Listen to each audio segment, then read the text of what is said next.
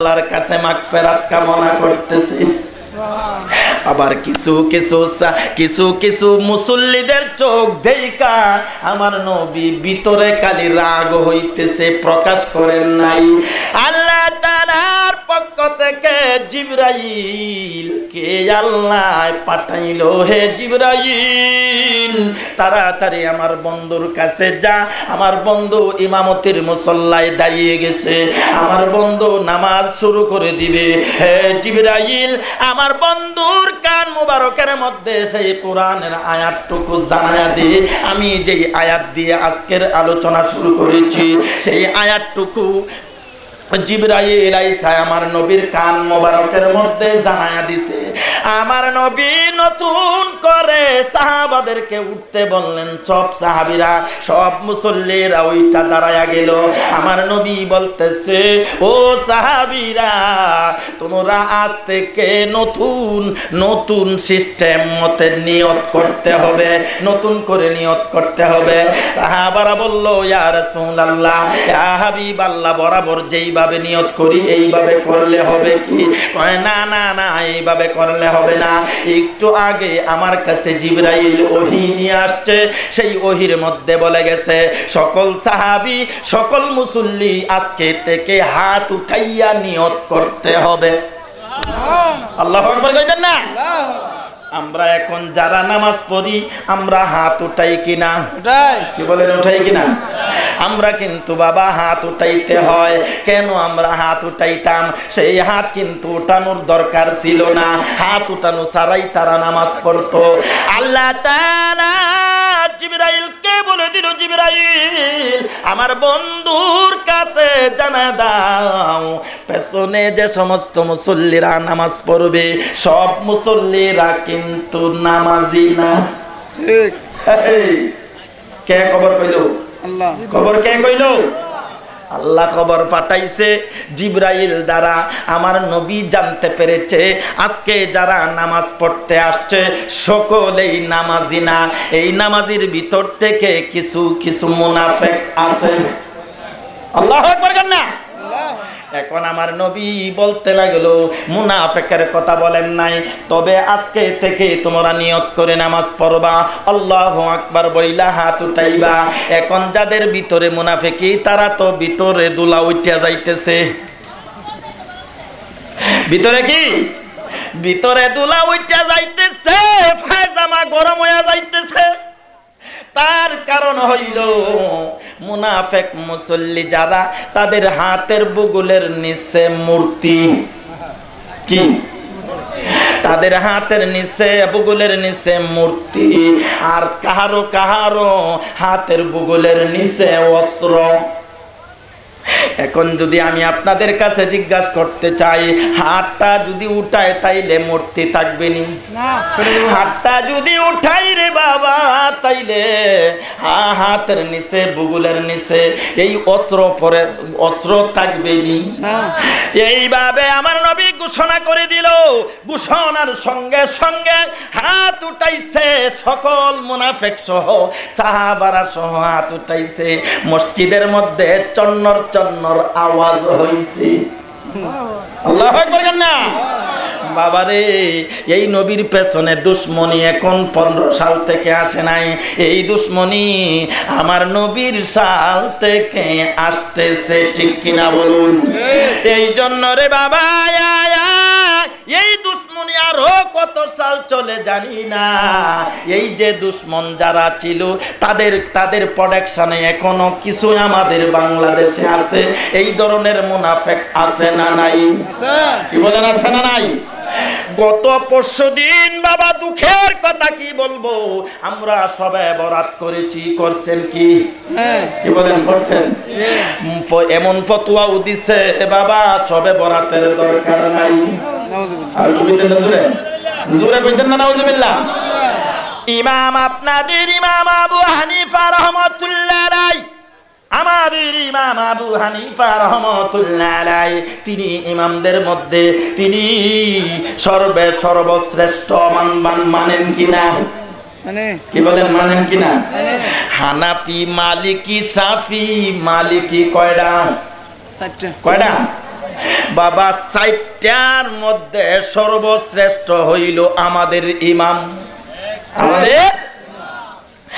আমাদের ইমাম আবু হানিফা রাহমাতুল্লাহ আলাইহি। তিনি তিনার কিতাবের মধ্যে লিখতেছেন, ও পৃথিবীর মানুষ, পৃথিবীর মানুষ, পৃথিবীর নবীর উম্মতেরা, তোমরা যদি একটা শবে বরাত যদি জীবিত তাইকা ইবাদতের মধ্যে এই রাত্রটা কাটাইতে পারো, তাহলে তোমার আমল নামায় অন্য মাসের 1000 রাত্রের সওয়াব তোমার আমল নামায় দান করা হবে। এখন কোন মৌলবী ফতোয়া দিছে, তাইলে বোঝা গেল তুমি আবু হানিফারে মানলা না। আল্লাহর কথা তো বাদ দিলাম, আর নবীর কথা বাদ দিলাম, আমাদের ইমাম হযরত ইমাম আবু হানিফা রাহমাতুল্লাহ আলাইহি তিনি তিনার কিতাবের মধ্যে উল্লেখ করেছেন, এই শবে বরাতের মান মর্যাদা দাম দিয়েছেন। এখন যদি কোনো ব্যক্তি ফতোয়া দেয় শবে বরাত করার দরকার নাই, শবে বরাত নবীর যুগে ছিল না, এই জন্য তারা করে না। এখন নবীর যুগে বাবা, আমি আপনাদের কাছে একটা সুন্দর প্রশ্ন জিজ্ঞাসা করছি, পরিষ্কার করে উত্তর দিবেন, কারণ এটা সকলেরই জানার দরকার না, কি বলেন, দরকার কিনা? আপনাদের এলাকায় ফার্ম মুরগি আছে? নবীর যুগে ফার্ম মুরগি ছিল না? ও, এইটা কেমন যা, হ্যাঁ, আল্লাহু আকবার কর না। কি বলেন, ফার্ম মুরগা নবীর যুগে ছিল না? নবীর যুগে যা ছিল না তা যদি আপনি নতুন করে আবিষ্কার করেন, তাহলে সেটাই বেদাত। সেটা কি বেদাত? এখন আপনি নবীর যুগে মুরগা ছিল না, এখন আমরা মুরগা খাইতেছি কিনা? ও, এটা ফিস করে বোনা করে দিলে আর বেদাত তাহে না, হ্যাঁ, খায়া গা ভোলা লাইছ। এইটা আর মুসুরির ডাইল বড় মানা ইচ্ছা মতে খায়া পেট ফুড ঘাড় গুড় ফুলায় লাইছে, ওখানে কোনো বেদাত নাই। কথা ঠিক কিনা বলুন? এখন বেদাত হচ্ছে সবে বরাত করা যাবে না, সবে মেরাজ করা যাবে না। আবার এক শ্রেণীর লোকেরা আছে ফতোয়া দিচ্ছে, নবীর মেরাজ হইছে স্বপ্নে। নবীর মেরাজ স্বপ্নে না বাস্তবে? আর একটু জোরে বলেন, স্বপ্নে না বাস্তবে? সেই জন্য এখন যারা নবী মানে না, নবীর মেরাজ বিশ্বাস করে না, তাদের সাথে আমরা কি বহস করব আর কি কথা বলবো? তারা হচ্ছে নবীর শত্রু, তারা হচ্ছে আমার নবীর আহলে বায়াতদের শত্রু। তারা হাসান হুসাইন মানে না। এমন লোক আছে, হুসাইনের নাম শুনলে তার শরীরের মধ্যে আগুন লাগে। আর আমার নবী কি বলেছেন? কুল্লা আসআলুকুম আলাইহি আজরান ইল্লাল মাওয়াদ্দাতা ফিল কুরবা। তোমরা আমার আহলে বায়াতদেরকে অনুকরণ করো, আমার আহলে বায়াতদেরকে মানো, আমি নবীকে মানা হয়ে যায়। সুবহানাল্লাহ। তাইলে আহলে বায়াতদেরকে যদি মানেন, তাইলে হাসান হুসাইন পড়বে।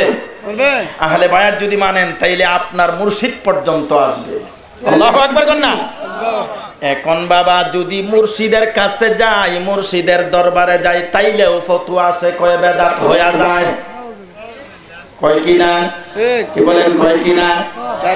আমি আপনাদের কাছে অনুরোধ করে যাই, এই ধরনের কথা যারা বলে তাদেরকে পারলে এক পেট খানা খাওয়াইয়া পেটটা ভরাইয়া 10টা টাকা দিয়া বিদায় করে দিবেন, আর বলে দিবেন, ভাই বাবা তুমি আমার সমাজে জীবনেও কোনোদিন আর আইসো না। আমি গালি দিতেও বলি নাই, ধমক দিতেও বলি নাই, তাকে আদর আপ্যায়ন করে পেটটা ভরে খাওয়াইবেন, খাওয়ায় 10টা টাকা দিবেন ভাড়া দেয়া, বলবেন বাবা এই সমাজে আর কোনোদিন এই সব কথা বলিও। কারণ বাবা হাক্কানি মুর্শিদের জন্য আমার আল্লাহ পাগল। কে পাগল? হাক্কানি মুর্শিদের জন্য কেমন আমার আল্লাহ পাগল। আপনি যদি মুর্শিদের রঙে রঙিন হয়ে যান, তবে শর্ত থাকবে মুর্শিদ কিন্তু বাবা নামাজি হইতে হবে। কথা ঠিক কিনা বলো? বেনামাজি মুর্শিদ ছায়রানার দাম নাই। বুঝাইতেছেন? আমি কিতাব থেকে বলছি, আমি কাহারও কোনো যুক্তি, কাহারও কোনো বানানো কথা বলি নাই। বেনমাজি মুর্শিদ কোনো দাম নাই, নামাজি মুর্শিদ আমার আল্লাহর পাগল। আমি নামাজি নবীওয়ালা মুর্শিদ, ওলিওয়ালা মুর্শিদ, নবীর প্রেমিক, ওলি প্রেমিক, মা বাবার খেদমত প্রেমিক, সমাজ প্রেমিক। ওই রকম একজন মুর্শিদের কথা বলতে চাই, ওই রকম একজন মুর্শিদের সমপূর্ণ হয়ে যান। মুর্শিদের সুরতে আপনার সুরত নিয়ে যান।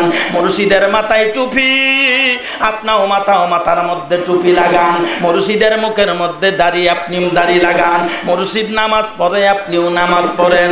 মুর্শিদে মা বাবার খেদমত করে, আপনিও খেদমত করেন। মুর্শিদ রাত্রে শুইবার সময় 500 বার অথবা 1000 বার আমার নবীর উপর দুরূদ শরীফ পড়ে, তুমিও দুরূদ শরীফ পড়ো। তাইলে ওই মুর্শিদ কাল কিয়ামতের ময়দানে তোমার আমার কাজে লাগবে। মুর্শিদ রূপে ডুবুলে পাবি তারে আপন ঘরে, মুর্শিদ রূপে ডুবুলে পাবি তারে। বলবো বলেন, কি বলেন? বলবো। ওরে মুর্শিদ রূপে ডুবুলে পাবি তারে আপন ঘরে, মুর্শিদ রূপে ডুবুলে পাবি তারে। সে যে তোমার হৃদয় মাঝারে নির্জীব পেলে সজীব করে, সদাই তাকে প্রেম নদীর কিনারে। ওরে সদাই তাকে প্রেম নদীর কিনারে। লাখুদ মাসুদ মালাকুদ জুবরুল, তার ভিতরে মুকামে মাবুদ। লাখুদ মাসুদ মালাকুদ জুবরুল, তার ভিতরে মুকামে মাবুদ। লামুকামে কুল্লে তালা, দেখতে পাবি নূর তাজালা। লামুকামে কুল্লে তালা, দেখতে পাবি নূর তাজালা। সোনার মানুষ, সোনার মানুষ, সোনার মানুষ, নূরের ঝলক মারে আপন ঘরে। মুর্শিদ রূপে ডুবুলে পাবি তারে, মুর্শিদ রূপে ডুবুলে পাবি তারে আপন ঘরে। মুর্শিদ রূপে পাবি তারে, আরে মুর্শিদ রূপে না, মুর্শিদ রূপে ডুবুলে পাবি তারে আপন ঘরে। মুর্শিদ রূপে পাবি তারে। কালিমাতে তালা মারছে, ওরে তালা মারছে কালিমাতে, চাবি রয় মুর্শিদের হাতে। বেদাত করে লাইছি, ঠিক কিনা বলুন? বাবারে, মুর্শিদের মতো মুর্শিদ যদি হয়ে যায় তাইলে এই চাবি থাকবে মুর্শিদের হাতে। মুর্শিদের হাত কাছে আপনি চাবির জন্য চলে যাবেন, যায়া দেখবেন নবী হইয়া দাঁড়িয়ে আছে। তাইলে মুর্শিদটা নামাজি হওয়ার দরকার না বেনমাজি? নামাজি। যদি রে বাবা বেনমাজি মুর্শিদ হয়, নবীর প্রেম ভালোবাসা অন্তরের মধ্যে না থাকে, সুন্নতের পায়রবি না থাকে, দাড়ি মোছ না থাকে, দাড়ি থাকার দরকার আছে না নাই? বাবারে, দাড়ির ব্যাপারে কোনো ফতোয়া নাই। দাড়ি রাখতেই হবে, রাখতেই হবে, রাখতেই হবে, রাখতেই হবে, এর মধ্যে কোনো সন্দেহ নাই। আমাদের এই বাংলাদেশে অনেক পীর মুর্শিদ আছে, তার দাড়ি নাই। ঠিক আছে না নাই? বাবা গুসা হইলে অসুবিধা নাই, হক কথা বলেই যাব। হক কথা বলতে গেলে বন্ধু বেজার হয়ে যায়, কথা বাদ দিলে বাবা বিলাই বেজার হয়ে যায়। অসুবিধা আছে? কি বলেন অসুবিধা আছে? কারণ মা বোনেরাও শুনতে আছে, মা বোনদের পীর, মা বোনদেরও মুরিদ আছে এবং মা বোনদেরও পীর আছে। পীরের কাছে যায় আদব দেখাইতে হবে, পীরকে সম্মান করতে হবে। আমার নবী বলেছে, তুমি তোমার পীরকে যদি সম্মান করতে পারো, আদবের সহিত সম্মান করতে পারো, তাইলে এই সম্মান আমি নবীকে করা হইয়া যাবে। বাবারে, হাকিকতের ভাষায়, শরীয়তের ভাষায় মুর্শিদের দরবার কোনো কিছু না। হাকিকতের ভাষায় মুর্শিদের দরবার হইল ভক্তদের জন্য কাবাঘর। আল্লাহু আকবার কন্যা, আর একটু জোরে কন্যা সুবহানাল্লাহ। মুর্শিদের দরবার বাবা ভক্তদের জন্য কাবা ঘর। এই জন্য মুর্শিদের আদব করতে হবে, মুর্শিদকে ভালোবাসতে হবে। মুর্শিদের শর্ত হইল মুর্শিদ নামাজি থাকতে হবে, মুর্শিদের শর্ত হইল মুর্শিদ নবীওয়ালা থাকতে হবে, মুর্শিদের শর্ত হইল সুন্নতের পাইরবি থাকতে হবে। ঠিক কিনা হুজুর? সুন্নতের পাইরবি থাকতে হবে। আমার নবী দাড়ি মুবারক দেইকা, আমার নবী দাড়ি দেইকা আমার নবী চোখ মুবারক ফিরায়া লাইবেন। যদি আপনার মুখে দাড়ি না থাকে, আপনি রসুলকে মহাব্বত করেন, আপনি আপনার পীরকে মহাব্বত করেন, তার মানে বোঝা গেল দাড়ি কেউ মহাব্বত করতে হবে। হবে কি হবে না? কি বলেন, হবে কি হবে না? মা বোনেরা গো, মা বোনেরাও কিভাবে আমার নবীকে আদব করেছে, আমি এই এলাকার মা বোনদেরকে বলে যাই, আপনারাও নিজ নিজ স্বামীকে স্বামীর সঙ্গে সেই আদবের কথা বলবেন। বলার দরকার আছে না নাই? বলেন আছে না নাই? তবে আপনাদের এলাকার মা বোনেরা ভালো আমি জানি, তবে মা বোনদেরকে বলে যাই, যেমন আম্মা জানা ছায়া আমার নবী রাহমাতুল লিল আলামিন, তিনি হঠাৎ করে একদিন বলতেছেন, আয়েশা গো, ও আয়েশা, আমি 3 দিন ধরে গোসল করি নাই, আমার হঠাৎ করে মন চাইতেছে আয়েশা গো আমি কুসুম গরম পানি দিয়া গোসল করতে। আল্লাহু আকবার বলেন না? আর একটু জোরে বলেন না, ইয়া রাসূলুল্লাহ। আম্মা জানা সাথী বলতে লাগলো, ইয়া রাসূলুল্লাহ, ইয়া হাবিবাল্লাহ, নবী গো, আপনি গোসল করবেন না, কে করবে?